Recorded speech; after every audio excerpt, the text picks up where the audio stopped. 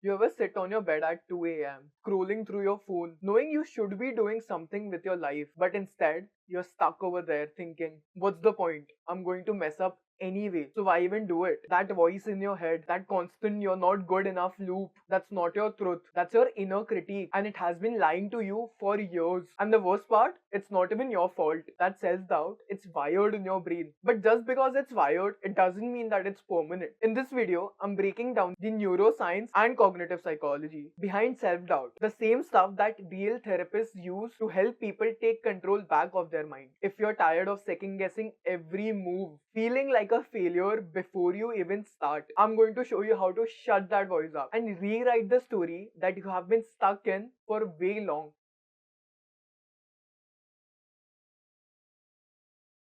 No one tells you this, but I will. That voice in your head that keeps on saying that you're not good enough.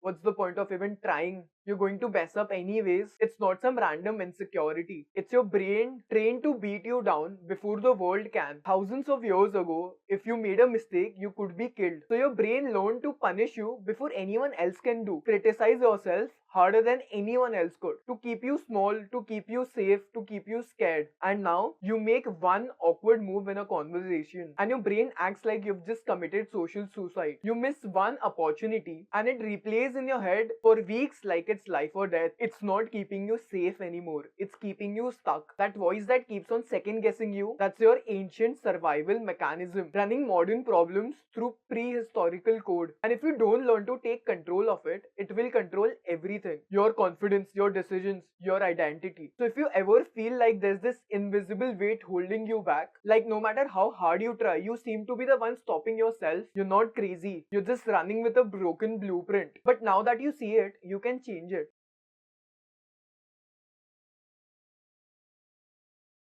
Now here's where it gets even darker. You ever just lay down on your bed, looking at the ceiling, your phone's off, lights off, and you just remember this one random instance where you had embarrassed yourself, which was like 3 years ago. Like that time when you said something awkward in front of your crush, or that job interview where your voice cracked, or that one time that you tried to open up and got shut down so hard that you wish you could disappear. You're not even trying to think about it, but your brain pulls it out on its own, like greatest hits album of your worst moments. That's not random, that's a default mode network kicking in. It's the part of your brain that turns on when you're not doing anything, when you're alone, quiet, or unfocused, and it loops negative self-referential thoughts on repeat like it's trying to punish you. The worst part, this part of your brain is highly active during your teens and your early 20s. So if you're overthinking everything, stuck in your head spiraling, it's not because you're weak. It's because your brain is quite literally wired to attack your self-worth during the exact years you're trying to figure out who you are. It's not rest mode, it's rumination mode. And if you don't learn how to break the loop, it'll keep dragging you back to a version of yourself that doesn't even exist anymore. Now listen, if any of this is hitting home and you're starting to see how deep this is, I'm building something for you right now. A course that will walk you through exactly how to rewire that voice in your head. The self-doubt, the second guessing, the constant overthinking, from the inside out. It's built on real neuroscience, lived experience, and everything that I wish I had when I was stuck in that loop. So if you're ready to stop being your own worst enemy, check out the first link in the description. You'll get early access as soon as it's ready. Alright, now let's get into why those thoughts feel so real even when they are complete lies.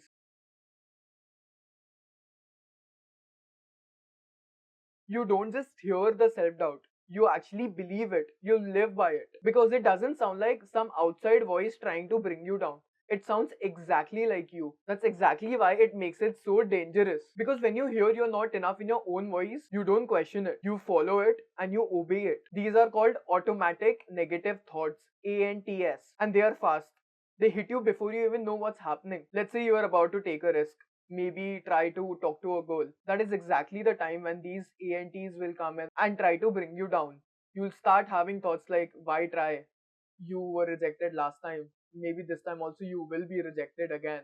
And just like that, you fold. But here's the part that really pisses me off. Your brain doesn't just think these thoughts, it starts to look for proof to make them real. It filters out the wins, the progress, the moments where you actually showed up, and locks into that one time you messed up, that one awkward silence, that one rejection. That's confirmation bias, and it turns self-doubt into a lifestyle. You're not walking around with low confidence, you're walking around with a rigged narrative, a broken filter that makes everything that you do look like a failure, even when it's not.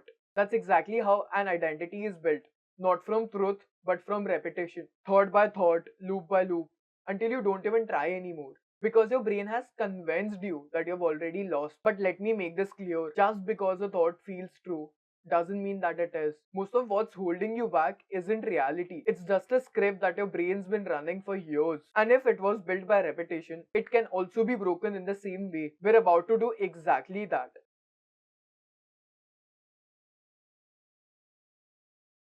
Alright, so let's get into how you can start changing this. While researching what really works beyond those surface mindset hacks, I kept seeing the same three frameworks coming up: CBT, narrative therapists, and IFS. They're used by real therapists and backed by neuroscience. And when they're combined, they create something powerful, like reprogram your entire self talk system powerful. Here's a quick breakdown. CBT helps you catch and challenge the voice in your head before it hijacks you. It gives you a way to step back and ask, is this true or just familiar? Narrative therapy helps you realize that you're not broken. You're just living in a story that's been built by fear, failure, and old patterns. And you can rewire it. IFS is about understanding that inner critique isn't evil. It's a part of you that's trying to protect you in the only way that it knows. You don't fight it, you lead it. So I took core ideas from all these three, and what you're about to get is just a simple step-by-step process that fuses them into something simple, real, and effective. Let's break it down. Step number one, catch the thought. The first move is awareness. You can't change what you don't notice. That voice that says you're not good enough, you can't let it slide anymore.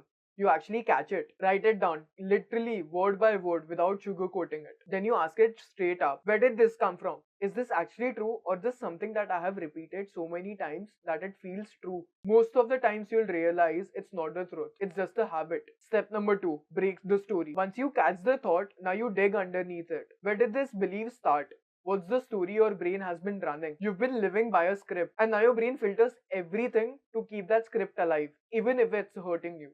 So now we flip the script. Look for the cracks, the moments when you went against the narrative. You kept your cool when you usually would have spiraled. You spoke up when you were scared. You took action when everything in you said to hide. Those aren't flukes, they're evidence. Use them. Ask yourself this: what does that moment say about who I really am? If this was part of a new story, then what would that story be? You're not just breaking the story, you're starting a new one. Step 3, lead the voice. Now here's the twist. That inner critique, that voice that has been dragging you down, it's actually trying to help you, but in a messed up way. This is where you lead it. You stop letting it run wild in your head and start talking to it. Like, I hear you. I know you're scared, but I've got this now. Because that voice, it's usually a younger version of you. A part that learned fear is equals to safety. It doesn't need to be silenced. It needs to trust you again. When you lead the voice instead of obeying it, that's when everything starts changing. So that's the process. Catch the thought, break the story, and lead the voice. Not easy, but it's real. And if you stay consistent, this is where the rewrite starts to begin.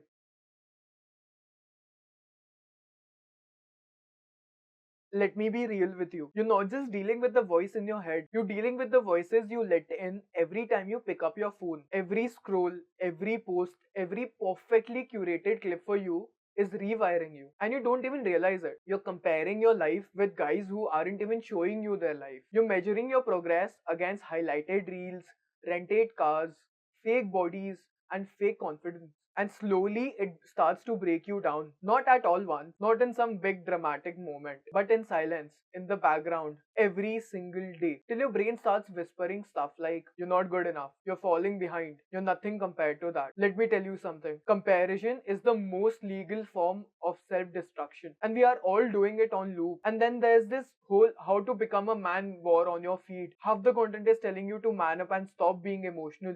And the other half is saying, open up, be vulnerable, talk about your pain. So which is it? The answer to this would be, it's whatever that makes you feel weak. for being exactly where you are. You're being programmed. Every scroll is shaping a story in your mind. And if you don't get intentional about your digital environment, it will keep writing your identity for you. This is why I'm dropping a full video soon called How Your Phone is Rewiring Your Brain and How to Take It Back. So if this resonated well with you, stay tuned for it. Because here's the truth, you can't rewrite your story if you're still feeding on voices that don't even know who you are.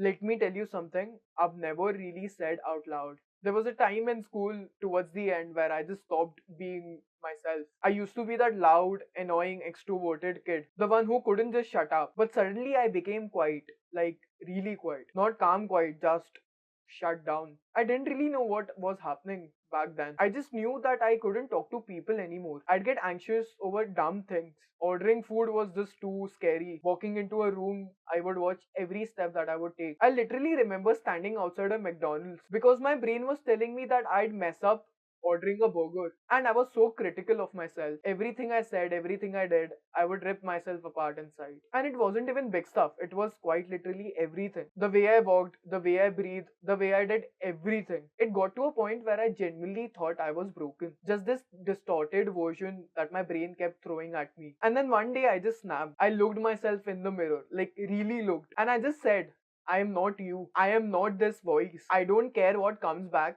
I am done listening to you. And that was the first time that I fought back. That's when I started digging, searching why was I like this? Why did I went from a confident, loud kid to an anxious, introverted, self-hating version of myself? And slowly, piece by piece, I started learning how to come back to myself. And that's what all of this is. That's why I do this. Because I know exactly how it feels like when you're lost in your own head. So if that's where you are right now, just know you're not alone. And more importantly, you're not stuck.